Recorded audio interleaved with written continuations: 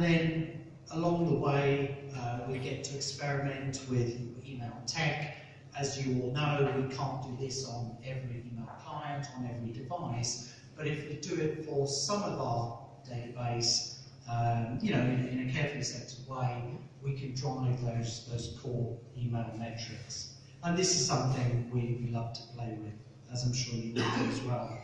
A couple more examples just to stimulate all of our thinking. So this is an idea that works particularly well on mobile. As you can see, the experience takes over your mobile device at the moment of opening, and then returns back to a standard email experience.